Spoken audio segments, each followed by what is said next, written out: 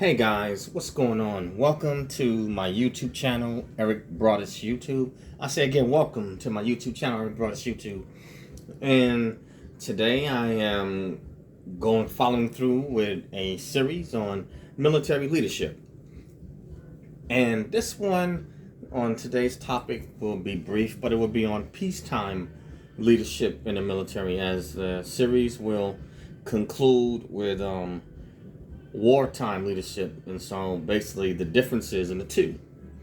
Now, in peacetime leadership, the leadership is more or less it can be collaborative, more delegative. It's more educational. It can be more focused on metrics and, I guess you can say, analysis, but basically educating your people and getting them to perform their particular daily tasks as it relates to the peacetime mission. Now, what are some examples that I can give? Okay, if you want to say, a good one might be, say, for those that may work on the flight line. Okay, for the pilots that fly, it would be making sure that they make their sorties, or that they fly so many times per week, or either per month. It's more focused on more like metrics driven stuff that you can measure, and that you motivate the people and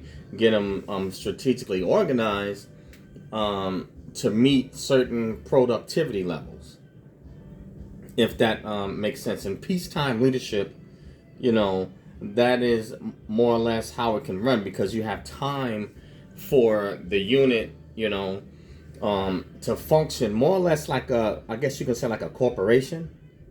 And so as a leader, in this particular type of environment, you want to be sure that the troops are meeting suspenses, certain deadlines. In this particular environment, you can even delegate certain leadership responsibilities to, say, maybe other subordinate leaders. And let's see, what else can I think of in terms of peacetime leadership in the military? Obviously, it's definitely a chance for leaders to educate their subordinates on the task that they are performing, and to help them better understand how these particular tasks equate to accomplishing the objective. Also efficiency. So there's, in peacetime, I would say leadership can focus, more.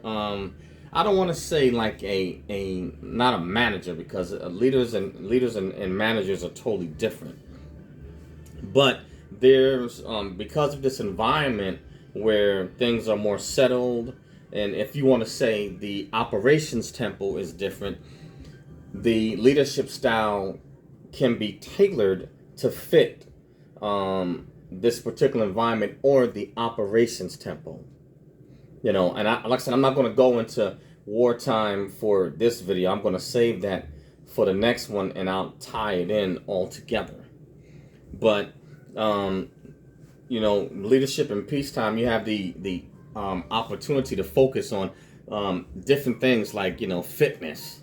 Making sure that the troops are meeting or exceeding standards of fitness. Whatever, dress and appearance. Duty performance standards. You're able to provide counseling to your subordinates in this particular environment, in a I guess you could say a more comfortable environment, or climate, and you can operate more or less along what the rules or the guidelines and the regulations are, during if you want to say a peacetime military or a peacetime mission. Totally different environment, but I would look at it as maybe looking at it from a corporate corporate perspective. You're able to see what you can do to get your subordinates, to meet performance metrics or performance standards. You know, but also, what are some other examples that how military leaders will function in peacetime? Also ensuring that troops are meeting certain standards, and also coordinated efforts with other organizations, and also taking advantage and maximizing the utilization of different systems that are in place that enable you to get your job done, or the overall unit, to make sure there's mission accomplishment. And obviously, every military organization has different systems, and programs that they use. But during peacetime, as a leader, you are overseeing all these different programs and systems that are under your direction and at your disposal. So it's more like you're kind of I guess directing and doing more coordination, and educating your troops so they can get a better understanding of what it is that they're doing, and how their part or their piece of the puzzle affects everything in the big picture. So I would say that right there is more or less how leaders in the military function during I guess you can say, a peacetime environment. They're looking at processes, and obviously there's obviously going to be some management, in it. But as a leader, I believe that a leader has maybe more of a hands-on approach, and they have the ability to motivate and inspire people, to do better, or to encourage them to want to get the mission accomplished or get the job done. That's the best way I can possibly explain it for a peacetime environment. And I'm not going to make this one long at all. I'm getting ready to cut this off. But I'll tie this in when I continue and break down, military leaders in a combat environment. These are two totally different environments, and they require different types of leadership styles. So I won't. I'm gonna cut this one off here, but it's just something to think about. For those that are in the military. Some military members haven't been to combat yet, and some actually have, so they'll know the difference between the two. And this is something for those that are considering a career in the military, and so that you'll be able to understand the difference in the type of leadership that you may encounter according to the operations tempo, and also the environment.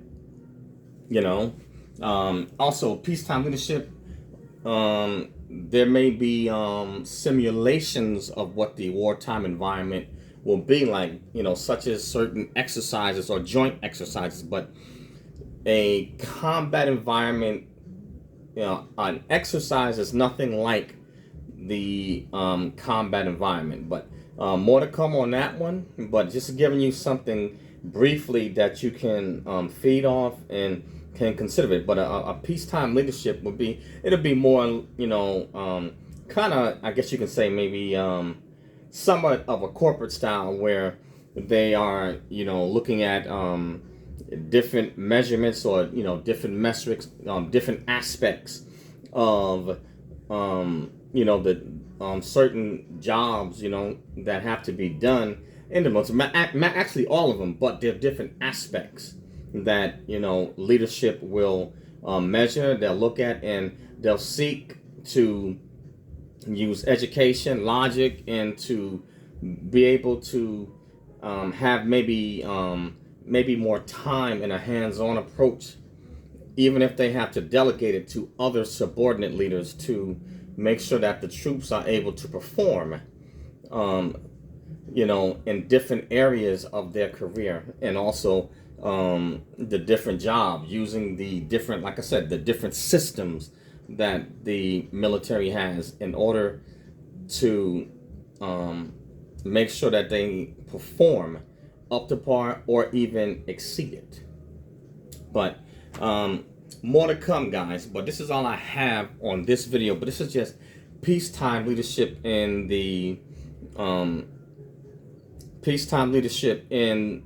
military.